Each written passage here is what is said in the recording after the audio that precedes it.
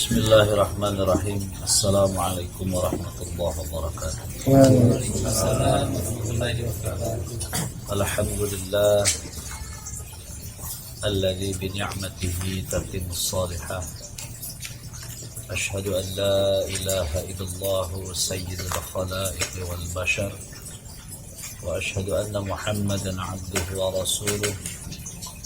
نبي العمي والعربي المبعوث بكتاب مبين لا نبي ولا رسول بعده اللهم صل وسلم وبارك على هذا النبي الكريم محمد صلى الله عليه وسلم وعلى آله وصحبه أجمعين أما بعد فيا عباد الله أوصيكم ونفسي بتقوى الله اتقوا الله حق تقاته ولا تموتن إلا وأنتم مسلمون قال الله تعالى في كتابه الكريم سبحانك لا علم لنا إلا ما علمتنا إنك أنت العليم الحكيم وقال في آية أخرى وما أوتيتم من العلم إلا قليلا صدق الله. Para hamba Allah muslimin, ikhwan, para umara dan juga para hamba Allah yang dimuliakan Allah. Alhamdulillahirabbil alamin. Kita harus terus bersyukur kepada Allah dalam kondisi apapun. Kita selalu memuji kepada Allah sebagaimana Rasul sallallahu alaihi wasallam contohkan. Rasul ketika mendapatkan sebuah kenikmatan, beliau selalu memuji Allah dengan mengucapkan kalimat Alhamdulillahilladzi bi ni'matihi tatimmus shalihat. Segala puji bagi Engkau ya Allah yang dengan nikmatnya yang telah Kau berikan kepada kami, maka seluruh amal soleh dapat dilakukan secara sempurna. Allah memberikan nikmat kepada kita, dan dengan nikmat itu kita bisa ta'lim, kita bisa sholat, kita bisa baca Quran, dan kita juga bisa melaksanakan kewajiban kita sebagai seorang pemimpin keluarga kepada istri kita, kepada anak kita. Ketika kita memberikan uang kepada mereka, itu bentuk sedekah kita kepada mereka. Dan ketika kita memberikan uang kepada anak kita, sama saja kita memberikan belanja di jalan Allah yang akan dikalikan 700 kali lipat. Jika man kharaja fi talabil ilmi fahuwa fi sabilillah hatta yarji'a. Barang siapa yang keluar dia mencari ilmu, maka anak kita itu sedang berada di jalan Allah sampai dia kembali. Dan kita yang memberikan uang kepada dia diganti 700. Idza hamma 'abdin bihasanatin, jika ada seseorang muslim yang memiliki niatan untuk berbuat baik, wa 'amila biha, dan dia mengerjakannya, maka kata Allah faktubuha lahu bi 'asyri amsalha ila 700 dhi'fin. Maka Allah merintahkan malaikat untuk turun dan menulis baginya faktubuha lahu 10 kebaikan sampai dilipatkan menjadi 700 kebaikan. Nah, itu kita udah niat tuh nyekolahin anak, membiayai istri, itu juga amal soleh buat kita. Jihad juga itu, jihad hawa nafsu. Sekarang perang nggak ada, gitu, tapi memang hawa nafsu.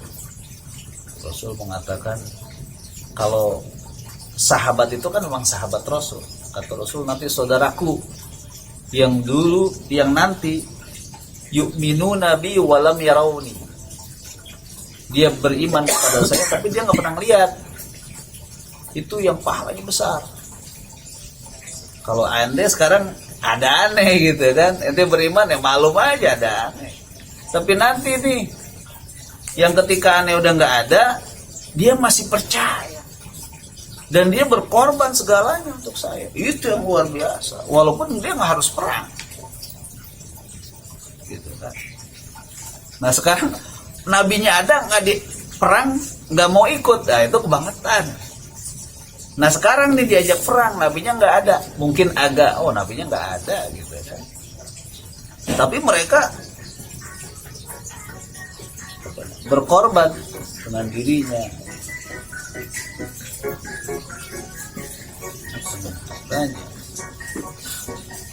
dengan jiwanya, dengan hartanya, mereka berkorban di jalan Allah Subhanahu wa taala.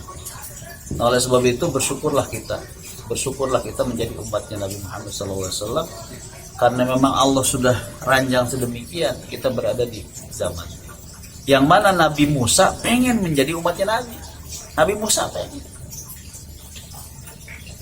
Nah, kita sudah ada di dalam umatnya Nabi, yang mana Nabi SAW menunggu kita nanti di telaganya. Namanya apa? Kautsar. Naga Kautsar ya, Haud al-Kautsar. Itu adanya ketika Nabi diangkat oleh Allah melalui dengan malaikat Jibril ke langit yang pertama, diperlihatkan di sana telaganya. Nabi akan menunggu kita umatnya di sana, dan juga malaikat Jibril memperlihatkan ada 2 sungai yang ada di dunia diangkat ke langit. Ini sungai Efrat sama Nil. Jadi bersyukur. Ya, bersyukurnya sudah pasti pertama hati dululah. Jadi hati kita harus tertambat terus kepada Allah, jangan sampai ada ke yang lain-lainnya. Bahkan dalam kondisi apapun pasti ingatnya kepada Allah. Dalam ta'lim ba'da subuhnya ketika tabligh akbar di Muhajirun, imam menyampaikan atau membahas tentang salah satu ayat yang berbunyi idza massatkumud durru fil bahri dhalla man tad'una illa iyyah. Tatkala engkau diberikan sebuah ujian berada di atas laut, maka dhalla man tad'una illa iyyah, semuanya terputus. Kamu tuh nanti akan ingat hanya kepada Allah. Terhadap orang-orang yang pernah kamu minta kepadanya nggak bakalan diingat. Minta ke Lata, ke Uzza, ke Yesus, Tuhan-Tuhan selain Allah tuh nggak bakalan diingat, kecuali Allah yang benar-benar yang diingat sama dia. Artinya tertambah terus ingatnya kepada Allah. Jangankan orang Islam, orang ateis saja kalau misalnya ketika dia lagi dalam keadaan kepepet, itu pasti oh my god gitu, padahal dia ateis. Oh my god, SOS, save our soul.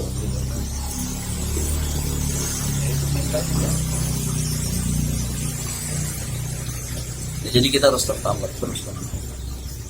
Yang kedua tentunya dengan ketaatan kita. Ketaatan kita ini kepada Allah sudah nggak bisa ditawar-tawar lagi, kecuali pelaksanaannya sesuai dengan kita. Jadi Rasul bilang begitu. Kalau kewajiban sholat, zakat, puasa semuanya wajib, nggak boleh tinggalkan. Tapi ketika pelaksanaannya ada rukhsahnya. Jadi kita dalam Islam itu bukan seenak kita, tapi semampu kita. Kalau seenak kita, ketika kita mampu, seenak kita aja. Padahal kita mampu gitu. Sholat 5 waktu yang semuanya itu dapat kita lakukan. Tapi kalau kita seenak kita lakukan seenak kita. Lagi maghrib semangat, sholat maghrib doang gitu. Zuhur lagi semangat seenaknya. Tapi kalau semampu kita, dalam keadaan mampu harus dilakukan. Tapi ketika tidak mampu ada rukhsah. Nggak bisa diri, duduk. Nggak bisa duduk ya berbaring. Tapi beda sama orang yang seenaknya gitu. Padahal dia mampu berdiri, tapi malas dia. Nah itu. Islam itu bukan seenaknya, tapi semampunya. Karena Rasul gitu. Wa ma nahaitukum anhu fantahu wa ma amartukum bihi fa'tu minhu mastata'tum. Apa yang aku larang, jauhin. Enggak ada tending aling-aling lagi. La taqtulu amwalakum bainakum bil batil. Janganlah kamu makan sesama harta kita ini dengan cara yang batil. Wala taqtulun nafsal lati haramallah. Janganlah kamu membunuh seseorang yang diharamkan oleh Allah. Wala taqrabuz zina, janganlah kamu zina. Itu udah tinggalkan. Tapi apa yang aku perintahkan, sholat, tahu kan sesuai dengan kemampuan. Larangan, tinggalkan udah. Larangan mah nggak ada yang mengatakan saya nggak enak nih kalau saya nggak ngebunuh orang. Nggak ada gitu. Tapi ketika sholat sesuai dengan kemampuan. Rasul untung ngomong begitu. Kalau misalnya Rasul nggak ngomong kayak gitu, berabe kita, berabe gitu. Harus ngikutin apa kata Rasul. Rasul apa yang dilakukan harus diikutin semuanya. Rasul nggak pernah ninggalin sholat malam. Kalau misalnya kita kan semampunya, kalau semampunya gitu. Rasul ketika masih ya umur begitu tua, dia sempurna 11, tapi bacanya panjang-panjang. Tapi kalau pas sudah Rasul udah agak tua, udah badannya agak gemuk sedikit, turun ke 7. Cuma 7 rakaat doang. Cuma ya panjang pendeknya salat Rasul jangan ditanya lah, kata Siti Aisyah gitu. Dia cuman 11 tapi bacaannya. Kenapa? Bisa dibayangkan ketika Rasul kakinya sampai bengkak-bengkak. Pernah nggak kita sholat bengkak? Nggak pernah. Pegel iya. Kalau sholat pegel iya, kaki saya juga pernah pegel. Tapi kalau sampai bengkak-bengkak gimana urusannya itu sholat begitu? Artinya Rasul tuh dalam ketaatannya luar biasa. Padahal kata Siti Aisyah, Anda ini sudah dijamin masuk surga. Istilahnya sholat begini-begini amat lah. Kalau dijamin malah ada biasa aja, dijamin. Tapi kita belum dijamin apa-apa sholatnya. Nah jadi ketaatan lah, bersyukur kita. Apalagi kita sudah berada di sebuah wadah yang terpimpin, semuanya terpimpin. Cuma walaupun terpimpin, sampaikan apapun kepada Amir atas kemampuan dan kekurangan kita. Insya Allah Amir juga manusia juga gitu ya. Dan Amir juga merasakan juga, karena Rasul seperti itu. Kemarin saya sampaikan, qad ja'akum rasulun min anfusikum, telah datang Rasul kepada kalian dari kalangan kalian juga. Azizun alaihi ma anittum, terasa berat baginya atas penderitaan umatnya. Jadi Rasul tuh nggak mau ngasih sesuatu kepada umatnya yang membuat dia berat gitu. Sampai Rasul mengatakan, inna hadza dinu yusrun, agama Islam itu mudah. Wa syari'atu kullaha sahlatun kamilatun wa samhah. Dan syariat-syariat yang ada di dalam agama Islam ini adalah sahlatun. Apa sahlah? Mudah. Kamilah, sempurna. Yang ketiga, samhah, penuh toleransi. Sebagaimana sahabat Rasulullah ketika diamanatkan ke Yaman, siapa? Muadz bin Jabal apa Muadz bin Jabal apa bukan Salman Al-Farisi ya? Muadz Jabal ya. Apa kata Rasulullah? Basyiru wa la tunafiru. Berilah kabar baik kepada mereka. Orang-orang yang mengenal Islam itu jangan kasih berat dulu. Kabar baik dulu kasih. Jangan sampai dia pergi. Yasiru wa la tu'assiru. Mudahkan urusan dia, jangan susahkan. Begitu Islam. Nah, jadi masalah kalau misalnya ada orang dalam Islam, dia merasa keberatan atas syariat Islam. Nggak ada yang berat sebetulnya. Yang berat itu adalah ya yang nggelayuti kita itu, setannya itu yang bikin berat. Kalau sholat kita tahu sendiri cuma berapa menit lah sholat kan. Taruhlah 5 menit, paling banyak 10 menit gitu. Tapi berat banget. Kenapa? Karena memang setan yang menggelayuti. Kalau secara fisik mah nggak berat. Paling lama sholat apa? Sholat taraweh kan? Yang lain berat. Puasa juga nggak berat sebetulnya. Kenapa? Karena orang yang kurus, orang yang nggak ada gizinya juga dia bisa puasa 30 hari. Tapi kenapa orang yang badannya kuat gitu, kelihatan wah keker lah, tapi nggak kuat gitu. Berarti kenapa iman yang berbicara? Kata Rasulullah, syari'atu kullaha sahlatun wa kamilatun wa samhatun, toleransi. Yasiratun, yasir ala man yasrahullahu ta'ala, akan Allah mudahkan bagi orang yang menjalankan syariat Islam. Jadi mudah. Insya Allah Amir juga sebagaimana inginnya Rasul, pengennya yang mudah-mudah buat kalian tuh semuanya. Kenapa? Supaya kalian tuh istiqomah di dalam Islam. Jangan sampai berat-berat. Rasul tuh sangat merasakan beratnya apa yang dideritakan oleh umat. Jadi jangan sampai kamu berat. Sahabat, nanti kalau kamu ketemu sama orang-orang yang kamu dakwahi di sana, yang sudah dalam penguasaan Islam di sana, ya aman, jangan berat-beratin dia. Ya. Jangan kasih kabar-kabar yang buruk supaya nanti dia pada kabur. Jangan ambil harta dia. Itu kata Rasulullah. Jangan diberi kabar buruk, jangan disusahkan, dan jangan diambil hartanya. Itu pasti nyaman orang tuh. Nyaman orang. Nah, jadi di jamaah seperti itu seharusnya. Seharusnya seperti itu. Jangan membebani umat. Maaf nih, maaf. Gitu ya. kumpul aja udah alhamdulillah gitu. Kumpul aja udah alhamdulillah. Bila dibandingkan dengan saudara-saudara kita yang sekarang lagi enak-enakan, antum semuanya dengan berkorban gitu kan, ya pasti enaknya. Aneh juga enaknya di rumah lah, nonton gitu, selonjoran. Tapi kita pangkas kenikmatan itu hanya demi untuk ini. Sebagaimana Abdullah bin Umar ketika dikatakan oleh Rasul, ni'mar rajul Abdullah, orang yang paling baik itu adalah Abdullah, in kana sholatul lail, jika dia sholat malam.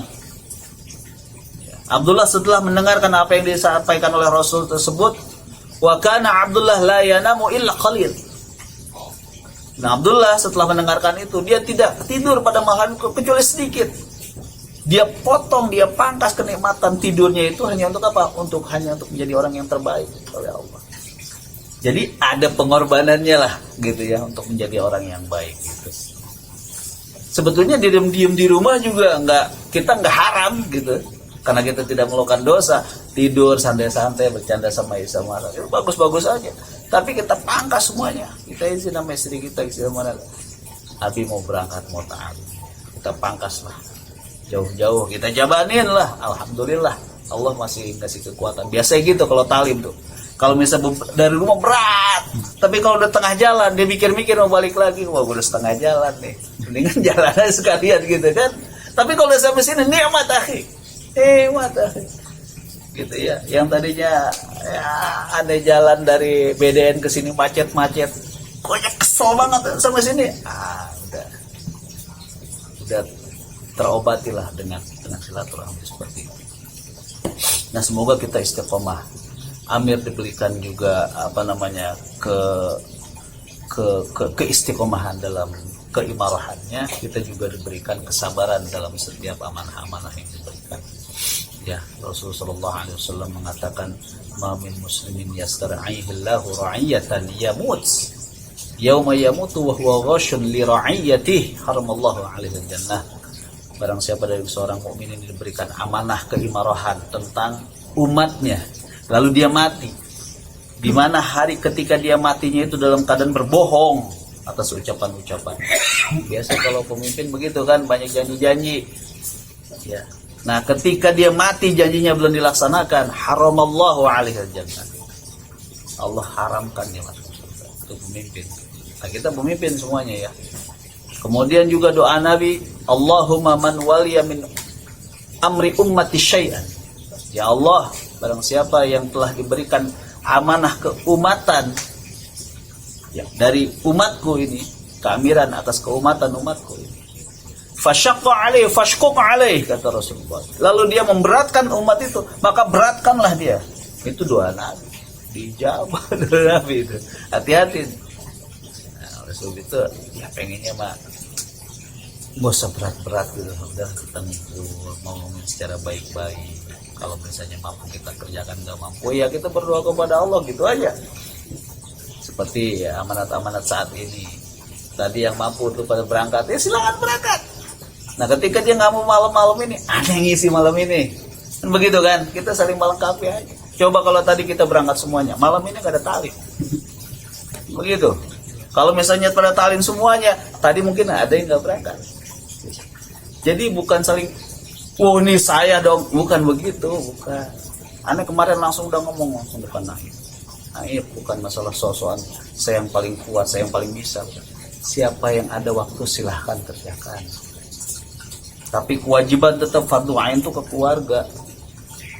Bukannya kita maksiat kepada imarah, tapi memang keluarga kita juga punya kewajiban. Kecuali ketika antum diamanatkan, antum tolak amanat, antum malah berbuat maksiat, itu dosa.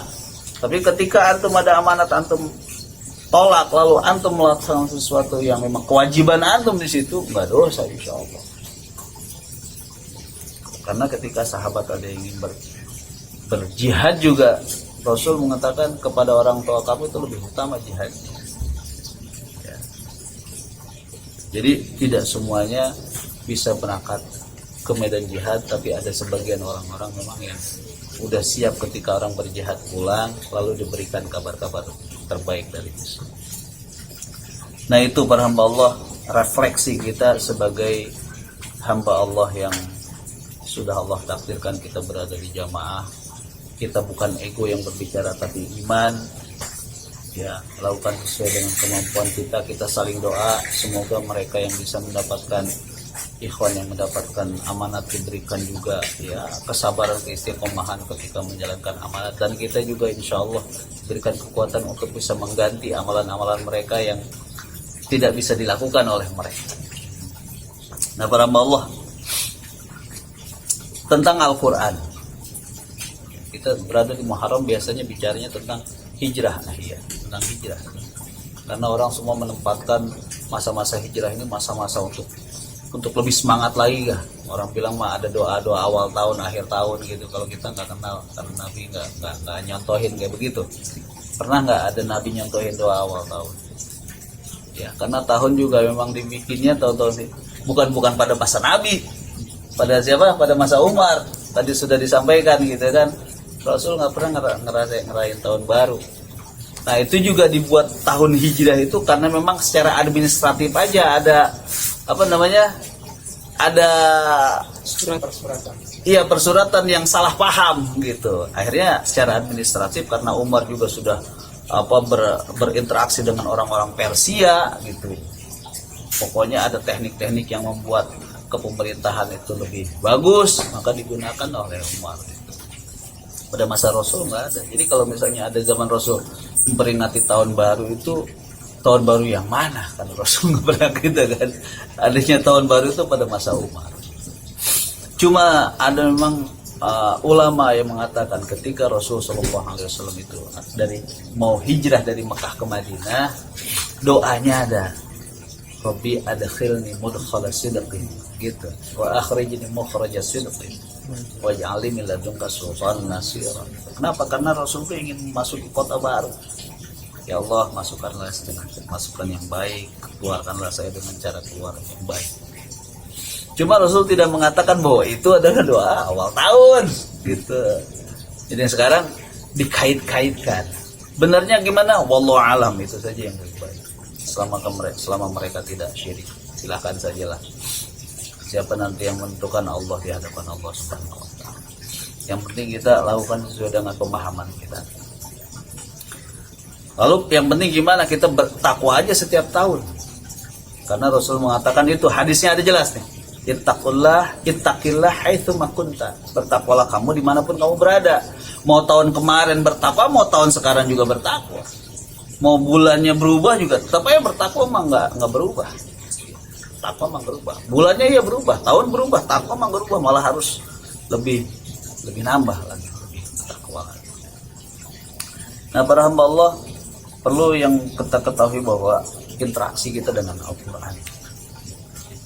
Saya tuh insya Allah hari Minggu ada amanah, bukan amanah ya, saya diminta untuk ngisi di sebuah komunitas pencinta Al-Quran yang anggotanya itu bukan Indonesia saja, dari chatnya ada. Jadi mereka itu ada one day. Nah, itu anggotanya bukan dari Indonesia aja, dari Jepang, dari chatnya, kemudian dari Eropa lah adalah. Aneh suruh ngisi. Ini luar biasa nih orang-orang. Kenapa? Karena mereka mulainya ketika COVID. Jadi sebelum COVID mereka emang sering ketemu, tapi pas COVID dia nggak pernah ketemu, tapi pakainya komunikasi lewat WhatsApp aja. Dia ngaji. Nah, yang ingin aneh angkat adalah bagaimana menjadi generasi ya pengawal Al-Quran sebaik sahabat. Begitu. Jadi umat Nabi itu pengamal Al-Quran yang paling baik itu sahabat. Kenapa? Karena sahabat melihat Rasul langsung. Sahabat melihat bagaimana wahyu turun, bagaimana Rasulullah berjihad, bagaimana Rasulullah melaksanakan kehidupan setiap harinya di keluarganya, bagaimana Rasul terluka, bagaimana Rasul senang. Sahabat yang terbaik pelaksanaan amalan ibadah. Nah, ternyata para sahabat itu bisa menjadi generasi pengamal sunnah yang terbaik itu. Yang paling utama adalah sahabat menjadikan Al-Quran sebagai satu-satunya sumber ilmu buat dia. Jadi dia tidak mencari ilmu yang lain, walaupun berasal dari kitab-kitab yang lain, dari nabi yang lain. Jadi pernah nih dalam satu majelis ketika Rasulullah bersama para sahabat, sana ada Abu Bakar dan sahabat yang lainnya, datang Umar bawa Taurat di hadapan Nabi. Ata binushatin minat Taurat wa ja'ala wa yaqra thumma wajhu Rasulullah yataghayyar. Umar langsung ketemu Nabi, dia langsung buka Tauratnya, dia baca tanpa memperhatikan bagaimana wajah Nabi sikapnya. Dia baca aja saking senangnya itu ya.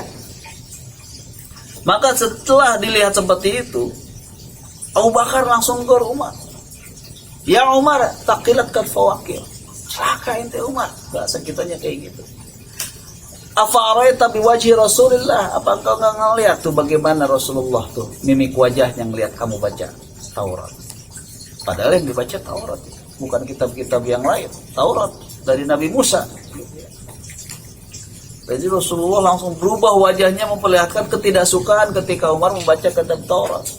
Nah, ketika Umar tahu Rasulullah berubah wajahnya, raut wajahnya memperlihatkan ketidaksukaan, Umar langsung mengatakan, a'udzubillahi min ghadabillah wa ghadabi rasulih. Aku memohon berlindung kepada Engkau ya Allah dari murkamu dan murka daripada utusannya, yaitu Nabi Muhammad SAW. Jadi Umar langsung begitu. Umar tuh sering melakukan sesuatu yang hal itu membuat Rasulullah itu tidak suka. Ketika perjanjian Hudaybiyah juga seperti itu. Ketika menulis perjanjiannya, Umar nggak suka. Kenapa? Karena menurut Umar belah sebelah. Nah, ketika memang terjadi sebuah kebenaran dari perjanjian itu, maka Umar malah menghukum dirinya. Kenapa? Karena istilah bahasanya Umar sudah melakukan kesalahan kepada Rasul. Karena Rasul itu bukan orang politik, ya bukan orang politik.